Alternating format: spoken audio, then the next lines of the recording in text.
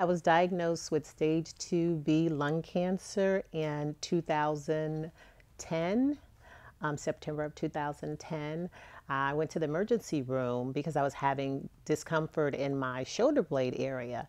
And so I thought I pulled a muscle because I had just completed an 8-week boot camp. And I went in and the doctor, I called my primary care physician, and my primary care said, go, the signs you're telling me, they sound like it may be a heart attack or something going on with your heart, because I was having pain radiating down my arm. So she said, go to the emergency room. Well, she called ahead to the emergency room, and when I got there, they hooked me up to all these wires, did all kind of EKGs and that. And the emergency room doctor said, well, everything looks good. Let me check one thing. So he did a chest x-ray, and he said there was something on the chest x-ray that didn't look good, so they wanted to do a CT scan with contrast, and that's where they put the dye in your IV.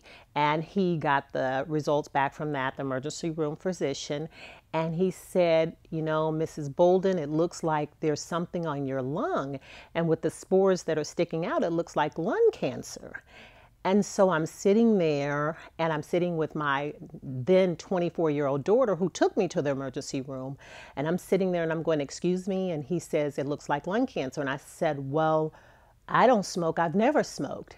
And he said, well, ma'am, you might want to see your primary care and she'll direct you from there. So between July 4th of 2010 through September, when I actually had the surgery to remove my lower right lobe that had the mass on it, it was a spiral, because when I've ever heard anything about lung cancer, I always attributed it to someone who smoked.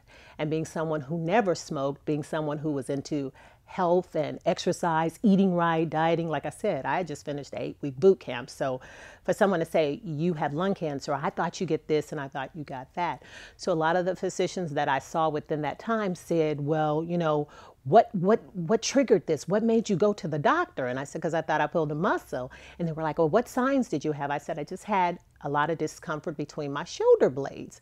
And they were like, well, did you cough up blood? And I said, no. And they were like, were you wheezing? I said, I just finished an 8-week boot camp. So one of the things I found out about being diagnosed with lung cancer is all the stereotypes or all the different signs that they have that say you should have lung cancer. I had none of them. So I really, really learned from this that it's not necessarily a smoker's disease. It's anybody's disease. Anyone can get it. Anyone can be diagnosed with it, no matter what their age, no matter what their ethnicity. And it doesn't have to be a death sentence. It's just your choice.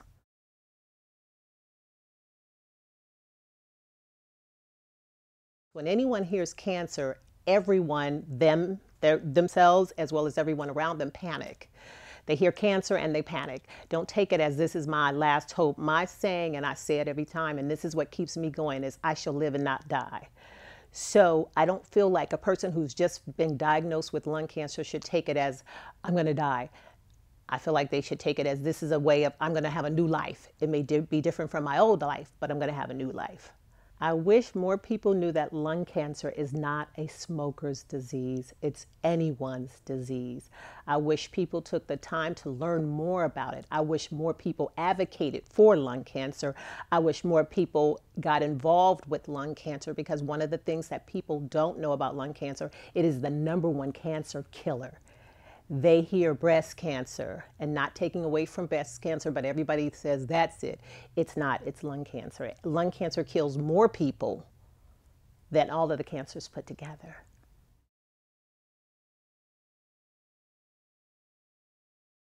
Through LUNGevity, I learned that there's so many outlets, so many doors. There's people that can help you. There's advocates that can help you. There's online help. There's reading. There's materials. So LUNGevity for me gave me, like I said, my statement, my saying, I shall live and not die. It opened the door for me to know that I can live with this and be a survivor as I am.